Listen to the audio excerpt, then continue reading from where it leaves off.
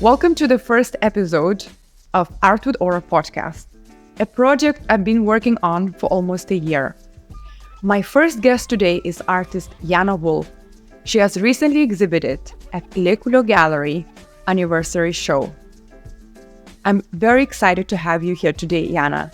Well, firstly, thank you for inviting me here. It's an honor to be here, especially on your first show. Jana, you have such a fascinating background. You were born in Uzbekistan, raised in Turkey, and you have been living in Miami for some time. Let's talk more about it. I born in Uzbekistan, Samarkand, grew up in Istanbul, Turkey, and living in Miami, Florida, currently. I'm here for 8 years already. It was more of a private classes, let's say, not a school in Istanbul. I got a knowledge in that country, but I got inspiration to my art in Miami. What was your earliest memory of picking up a paintbrush? I would say it was around 10, 11 years old when I started my classes in Istanbul. Then I started painting with oil, and that specifically was when I took the brush in my hands. If you could do just absolutely anything without any restrictions, what would be your dream project? Now that you said medium, it came to my mind more. But for now, it's mostly the size. I would like to make a huge sizes of the art pieces. And about medium, maybe I would mix everything together. It can be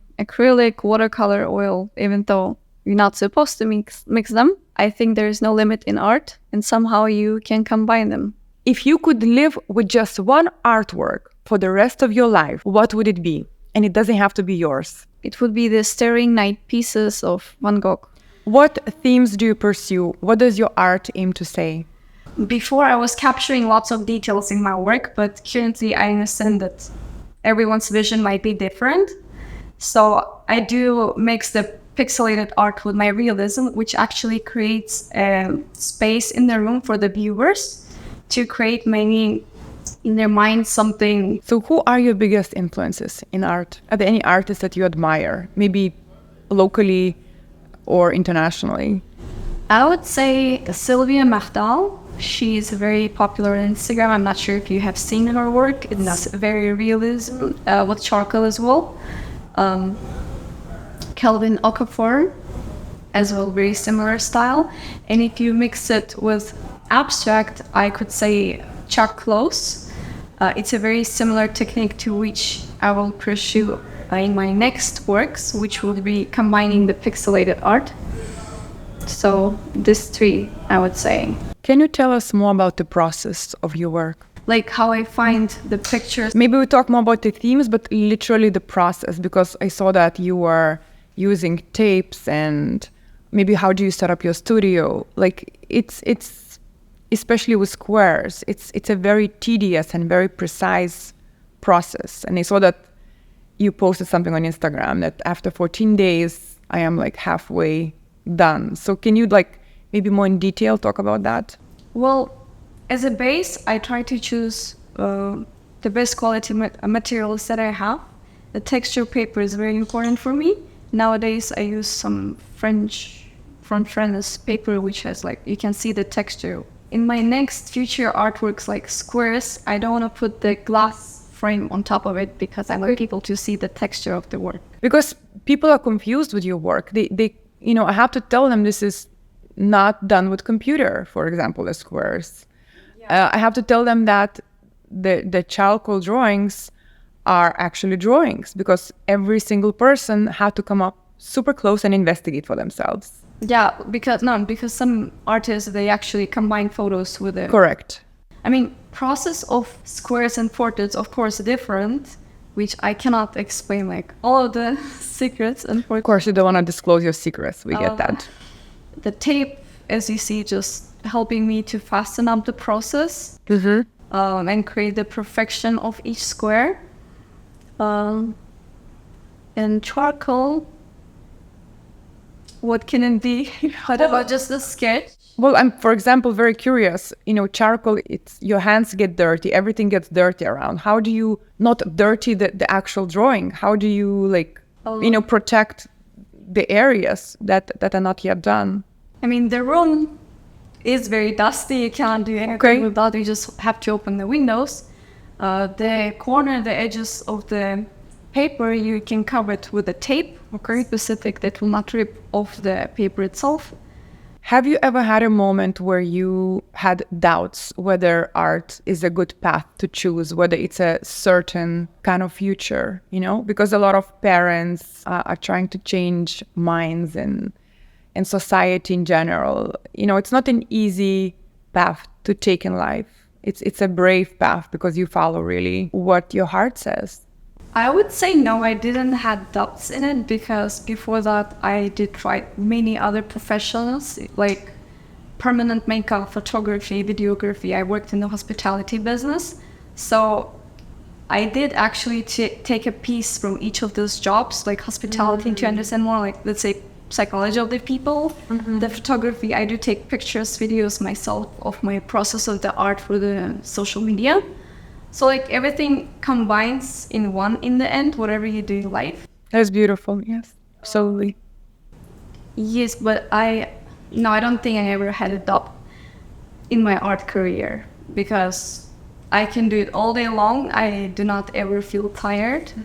That's when you know you chose the right path, when you don't get tired and you can work endless hours. What is exactly permanent makeup? You know the eyebrow tattoo? Okay, yeah, I had this done, yeah. It's called, something.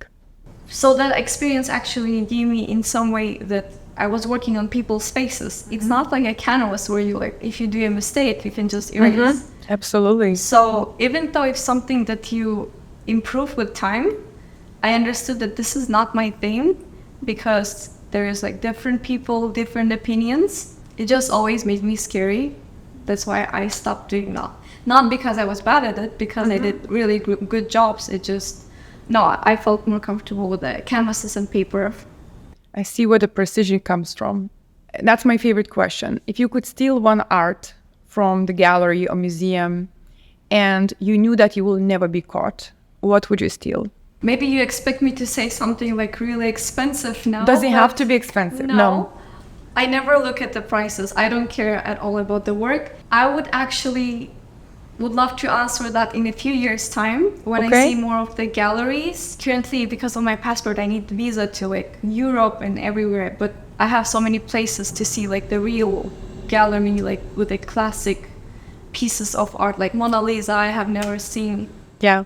Van Gogh's, like nothing of that. From what I've seen so far, let's say, from my trip to South Africa, let's say combine it would be Lionel Smith, if you heard. No.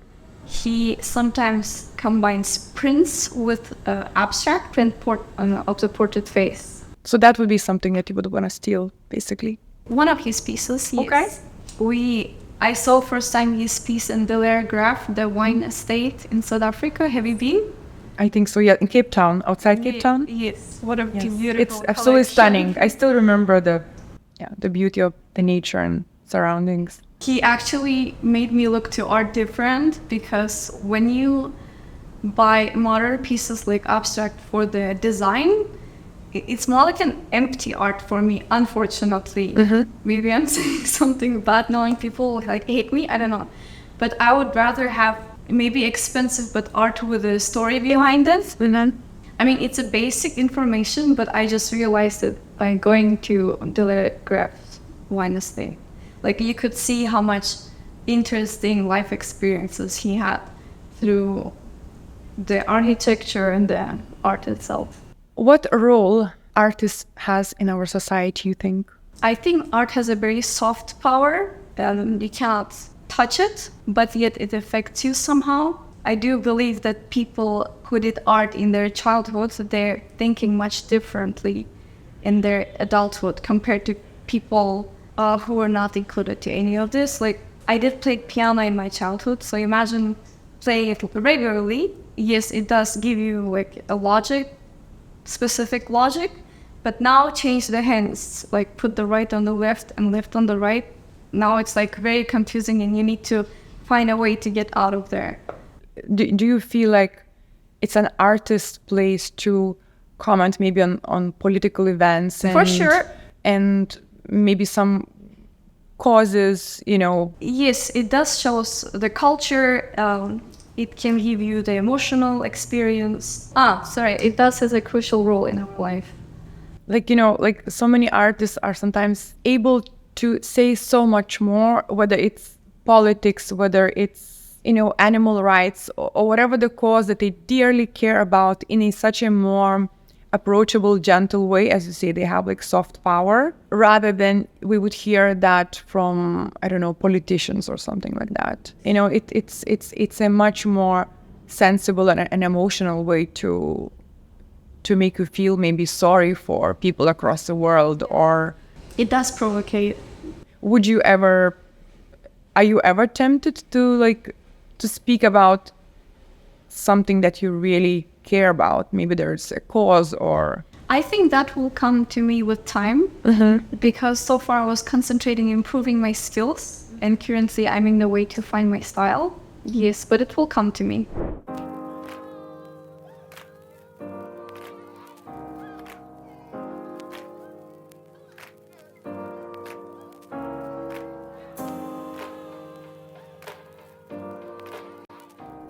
Thank you for being with us, and I hope to see you at the next episode here at Le Couleur Gallery, downtown Miami.